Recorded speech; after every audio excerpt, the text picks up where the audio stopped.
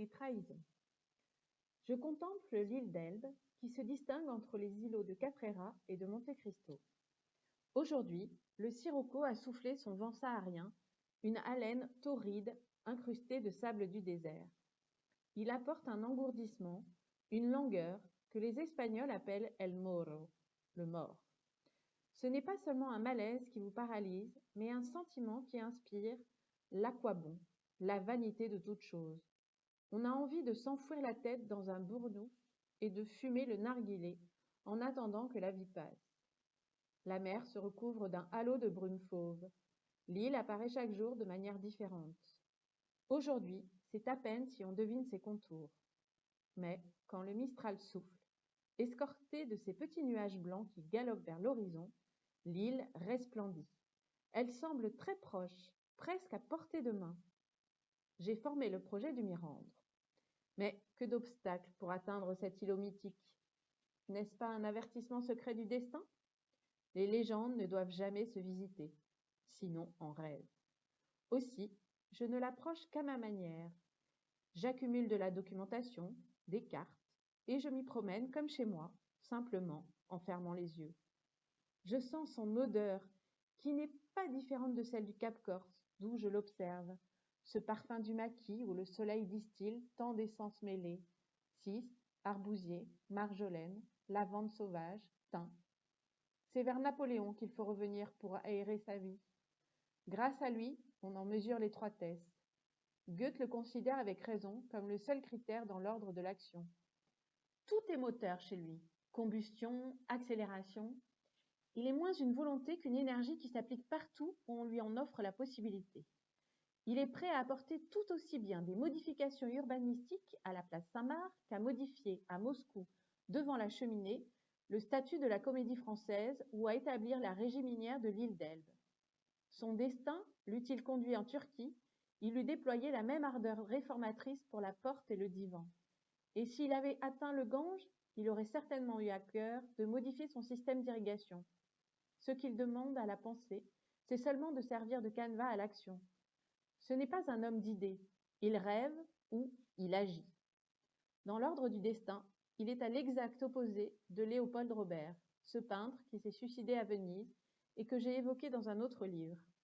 Léopold est une force inemployée qui se consume et se détruit dans les vapeurs délétères de la vie d'artiste.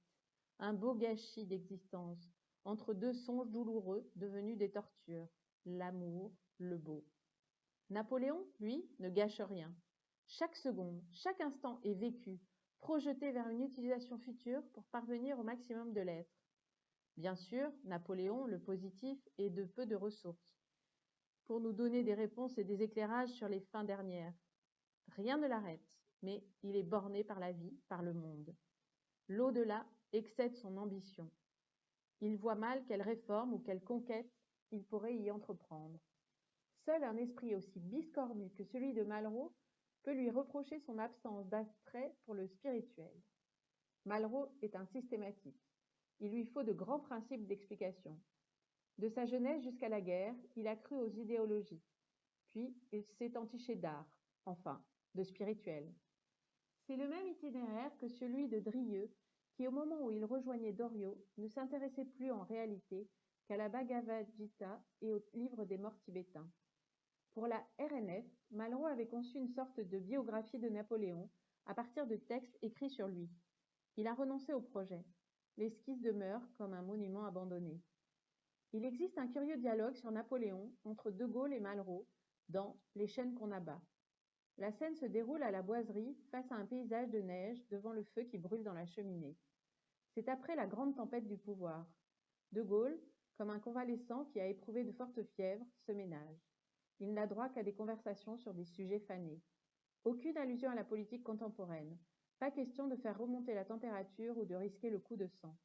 Malraux pose les questions, mais c'est De Gaulle qui mène le débat. Quand le vieux général le met sur le sujet de Napoléon, lui demande ce qu'il en pense, Malraux, qui craint par-dessus tout les banalités, cherche la formule qui claque. Un très grand esprit, une petite âme. Il semble qu'il n'a jamais été en face de l'interrogation métaphysique. De Gaulle lui répond magnifiquement. Pour l'âme, il n'a pas eu le temps.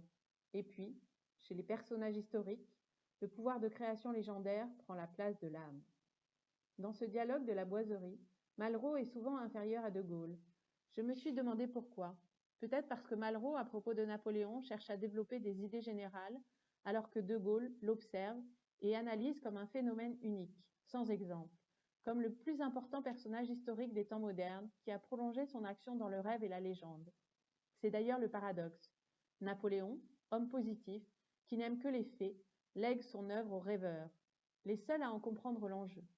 De Gaulle le comprend et s'incline devant sa grandeur. Il affirme que la France vaut mieux que ce qu'elle croit. Et nous, qu'avons-nous fait d'autre? Les victoires sont moins importantes qu'on ne le croit. Pourquoi Turenne est-il plus respecté que Condé? Maurice de Saxe, qui n'a pas perdu un seul combat, n'égale point Napoléon. Les victoires qui ne sont que des victoires ne mènent pas loin. Il faut qu'autre chose rentre en jeu. Peut-être la nation future, l'avenir du monde, la signification confuse et symbolique de ceux qui font l'histoire. La France lui est reconnaissante, sans bien le savoir, de ce qu'il a fait des Français. La France ne l'a pas oublié, quoi qu'elle pense. En 1940, il disait aux Français, avec moi, qu'ils n'étaient pas ce qu'ils semblaient être. Cet appel au secours que les ambitieux de tout poil lancent si souvent à Napoléon ne tient pas à ses succès ni à sa puissance. Il ne leur viendrait pas à l'idée d'appeler en renfort Charlemagne ou Louis XIV, des monarques de droit divin. Napoléon est un patrimoine d'humiliation et de misère commune avant de devenir un capital de gloire sans exemple. Ceux qui font appel à lui veulent sortir de la prison de la médiocrité. Julien Sorel relit le mémorial pour échapper au désespoir que lui inspire son statut de précepteur provincial. Raskolnikov lui demande d'élargir le ciel bas de sa misère. Si l'un et l'autre finissent mal, c'est qu'ils ont voulu brusquer les choses. Ils n'ont pas eu la patience d'attendre et de ménager les transitions. Aussi, leur destin passe-t-il, sans ménagement, du rêve à l'échafaud. Napoléon exploite à plein l'existence. Est-ce à dire qu'il ne croit qu'en la vie? Ce n'est pourtant pas un matérialiste primaire. Il suppose derrière la toile du visible un monde caché, une force occulte. Mais le rôle qui lui est échu sur cette terre n'est pas de le déchiffrer. Sa mission est d'étreindre le monde. Il le sait. Rien n'est plus fort que cette certitude. C'est la croyance en son étoile, cette étoile qu'il voit à la Malmaison avant de partir pour l'Italie et qu'il cherchera en vain plus tard avant son départ pour l'île d'Elbe. L'île d'Elbe, peu peuplée, est pour lui infestée de fantômes. Où qu'il aille à cheval, de son galop nerveux et impatient, de Porto-Ferrajo à San Martino, Napoléon les rencontre. Il les voit partout au bout de la longue vue avec laquelle il regarde son île natale, sur les rochers, dans ses résidences. Du matin au réveil, jusqu'au soir où il trompe son ennui en jouant au whist ou à la canasta, ils sont devant lui. Ces visages qui pullulent, ce sont ceux de la trahison. S'il récitait les noms, ce serait une interminable litanie. Elle est longue, la liste de ceux qui soudain ont voulu l'oublier, le nier. Ses maréchaux, Marmont, qui l'a fait duc de Raguse, Soult, duc de Dalmatie, Ney, duc d'Elchingen, Mortier, duc de Trévise, Macdonald, duc de Tarente, Berthier, prince de Neuchâtel, Clark, duc de Feltre. Il les a élevés aux plus grandes dignités, couverts d'or et de titres, et ce sont eux qui ont été les premiers à faire défection. Ils lui ont arraché l'acte d'abdication.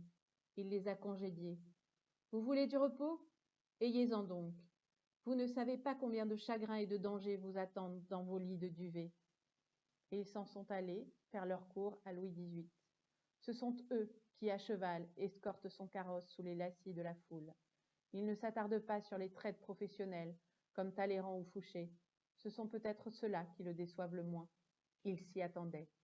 Mais des maréchaux d'Empire ou des proches comme Joseph, qui profitent de son absence pour tenter de séduire Marie-Louise, ou Hortense, sa belle-fille qu'il adorait et qui a ouvert au tsar la porte de la Malmaison pour obtenir le maintien de ses avantages. Fontanès, le maître de l'université, si obséquieux.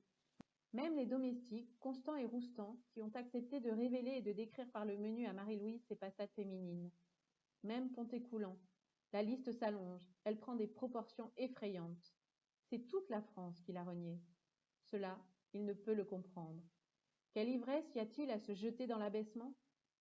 De cette époque affreuse où le monde et les hommes l'ont soudain abandonné, il ne garde que deux images qui le réconfortent. Ces grognards en larmes, à qui il n'a rien offert et qui lui ont tout sacrifié. Si, il leur a donné des rêves, l'orgueil d'exister, le souvenir d'une grande passion. Et le visage de Marie Walewska, la polonaise. Elle est venue à Fontainebleau, croisant tous ceux qui en partaient.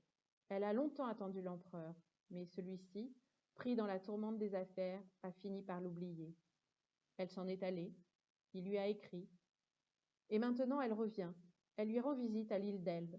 Au début du mois de septembre, elle débarque de nuit, en secret, à la lumière des torches, accompagnée de son frère, de sa sœur et de son enfant Alexandre.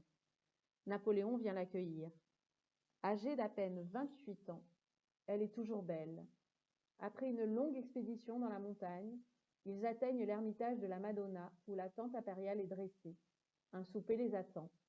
Alors que le vent se lève et que la pluie tombe, il la rejoint dans sa chambre. Que se disent-ils? Le lendemain, ils se promènent dans un bois de châtaigniers. Napoléon craint soudain que Marie-Louise ne soit mise au courant de cette visite et en prenne prétexte pour ne pas venir le rejoindre. Il décide de renvoyer Marie. Elle part le lendemain, déçue, humiliée.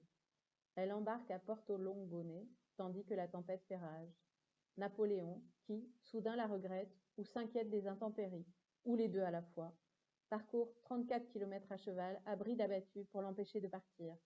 Trop tard. Quand il arrive, trempé, à Porto Longone, le brick vient de lever l'ancre. Il le voit disparaître dans la nuit. Marie n'a plus que 3 ans à vivre.